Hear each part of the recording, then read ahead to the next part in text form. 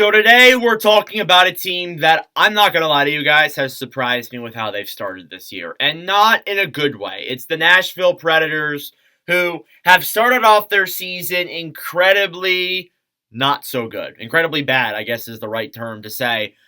This team went out in the offseason and made a boatload of moves. They went out and they got Steven Stamkos, they got Jonathan Marshall, they got Brady Shea, they re-signed a few guys on their team. They also got a guy like Scott Wedgwood as their backup. They made a ton of moves, and I think they spent like $100 million in free agency, the most amongst anybody in the NHL, by a large margin, by the way. And they are dead last in the Western Conference. They are tied for last in the NHL with my team, the Philadelphia Flyers. But anyways, they are 4-8-1 for 9 points is their overall stat line. And I really don't know how to read the Predators still. It's weird that they've started off this slow. Now, starting off 0-5 does not help. Of course, you look at that and you want to start off your season good, of course. You want to start off at least 500. If you're 500 by November, I guess you can still make it. But when you're 0-5, and in Nashville's case, I think they were like 3-7, it is a huge climb to get into the playoffs after being down in November as it is already. And they did start coming back again, as I said. They went 3-1-1 to end off October, which ends you up with a 3-7 record, which is something you can build off of. But so far, they're only 1-2 in November. So just overall, like, it seems like this team, it's hard to read them. They've lost games to pretty good teams, I will say that. They played a lot of really good teams down the stretch, which does really affect, obviously, how you're going to play. You look at the last 3 games, they beat the Avalanche, which the Avalanche are a whole different story. They lost to the Kings. The Kings are top 5 in the league. They lost to the Capitals. The Capitals are also top 5, if not top 10, in the league as well. So they're losing the good teams, which is the only positive that I can really pull out of this right now. I would say that, again, starting off 0-5 is not ideal for them whatsoever. I think it's still early, although we are almost in the second week of November. It's still early, but again, you really got to start winning games here soon. You're last in the West. And again, if you win a game, you're I think you're third worst in the West. It's just how close the standings are right now at the bottom. But again, you don't want to start off slow, especially in a Central Division where you see the Wild starting off hot. You see the Stars starting off hot. No surprise there. You see the Jets starting off hot. You see other teams like the Blues, the Avalanche, Utah, in fact, are also other teams that, they're not starting off great, but they're still in the race. And I think for Nashville, I just mentioned 6 teams right there.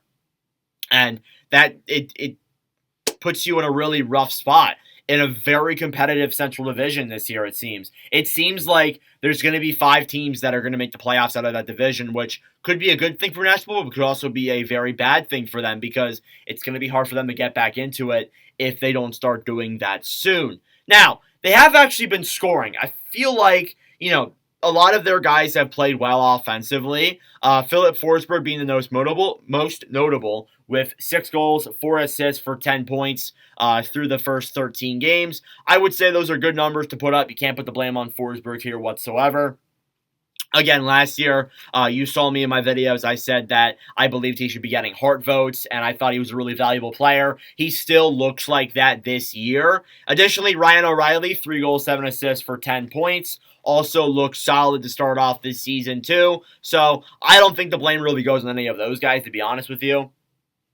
I think the blame really goes on the depth and the defense for this roster, because I think that the defense has also been very lackluster. The goaltending for Saros' standards doesn't look that great either. It's still solid, but it doesn't look great when you look at it from Saros' perspective. Gustav Nyquist, 4 goals, 3 assists, 7 points, is your next leading scorer.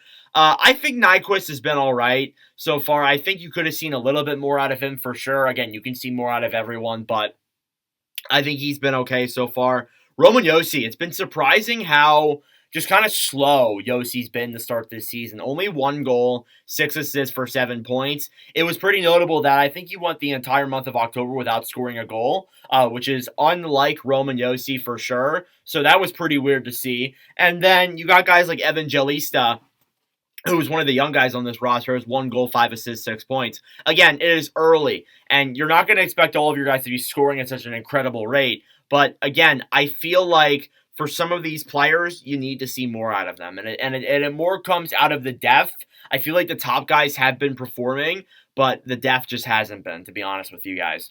The guys who have come in, though, from the free agency that was insane last year, that being Marshall, Stamkos, and Shea, actually don't look that bad. They picked up their stats since Nashville went 0-5, but Marshall, 2 goals, 5 assists, 7 points. I think those are good numbers for Marchessault, but again, you want to see more. Stamkos, 3 goals, 3 assists, 6 points. There's been a lot of talk that Tampa is not missing Stamkos, obviously because they're like 8-3 or something like that. But again, like when you look in terms of Stamkos, it feels like he's really lackluster on the defensive end of things. Now, again, forwards don't always need to be playing defense, but for somebody like Stamkos, putting up the numbers he has been putting up, I think that Tampa's been better off without him for sure, and he has really kind of struggled in Nashville. Brady Shea, 2 goals, 4 assists, 6 points. Not bad offensive numbers for, I guess, a defenseman. But again, it just seems like this team is in just such a weird spot. And again, like I really don't know how to read them. It seems like they've picked it up since that 500 start, and again, or 0-5 start. But again, it's early. You got a lot of time to bounce yourself back from this. They have a whole month in November to recuperate. I know they were 1-2, but they have a whole month in November to kind of recuperate, get their gears back and going, and hopefully get back into it. Because again, I want to say that they're an old team. They're a much older team than other players can give them, or other teams can give them credit for, because they have a lot of guys, especially the guys they signed. They're all over 30, I think. And you sign them to those deals. I think that this team's going to start off a little bit slower than others. I didn't think this slow, though. And there's even talks from Barry Trotz that if they do even, get worse and lose more games, they could start their rebuild process. So they immediately went from a team that essentially, if it keeps going worse, they would go from a team that made so many moves in free agency, looked like one of the best teams heading into this season. Many people had them like third in the Central or that first wild card spot or even higher than that, to be honest with you guys. And that went from that to now we might even be considering a possible rebuild, which is just wild to think. So we're really going to see what's going to happen here with Nashville. Probably by the end of November, I could see Brunette maybe being let go. Again, he was a Jack Adams nominee last year, I think. I'm pretty sure he was. And I just think that overall, that would be a really crazy turn of events. But there's a lot of time for Nashville to regroup and get themselves back into us. Again, if they go on even a 3-game winning streak, they're only a game below 500. So hopefully they can maybe do that, but they do play Florida tonight at the time recording of this video. That game may have already been played when you guys watch this video, but again, that's probably not going to be a winnable game for them because Florida looks like Florida right now. They look very good. Now, the goaltending, I think, is something else you want to read into. Jose Saros has had not terrible numbers. 3-7-1, 2.85 goals against, but a .904. I feel like Saros has, even though the team has been pretty bad in front of him, it seems like he has put up some solid numbers for how bad the team has been. I mean, listen, you're tied for dead last in the league, and you only have a .901. I think or .904.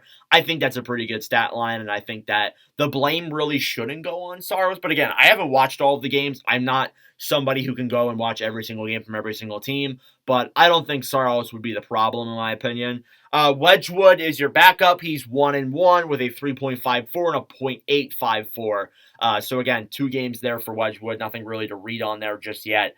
But overall, I think this team can definitely improve. They do have a big, lengthy road trip coming ahead of them. I think they go through Western Canada and play Vancouver and Calgary, even on a back-to-back as well. So it's going to be a huge climb for this team to maybe get back into it for sure. But we did see the Oilers do it. We did. Again, do I think that they're the Oilers? No, I don't think they are. Without a doubt, they aren't Connor McDavid and the Edmonton Oilers. But I think they're a team that it's still early enough where they can do it. But if we get to Thanksgiving and they're still struggling, and let's say they have a record of like, I don't know, like 5-11 up to that point, I think you have to pull the trigger. You have to make a move or something. Or you have to, as Barry Trotz said, start that rebuilding process. But I really don't know with Nashville right now. They're still kind of difficult to read because again, they're playing good teams and they're losing to them overall so far through November at least. And I just think that we're really going to have to see what this month holds for them before we have another opinion. So, again, I will be probably making a video on them within the next couple of days or next couple of weeks for sure. If they do get out of this slump, I probably will. If they don't get out of this slump and a change ends up happening, you will see that video from me. But regardless, let me know your thoughts in the comment section down below if you're a Nashville Predators fan. Let me know if I'm wrong. Let me know if I'm right down below. Again, I can't watch all 32 teams. I have tuned into as many Predators games as I could have, but overall, I'm no hockey guy. So again, let me know your thoughts in the comment section down below. Thank you guys for watching. If you did enjoy, please consider subscribing down below. I really appreciate that. Also, like and comment down below whatever you want to comment. Whatever you want to do. But regardless, thank you guys for watching, and I will see you guys in the next video.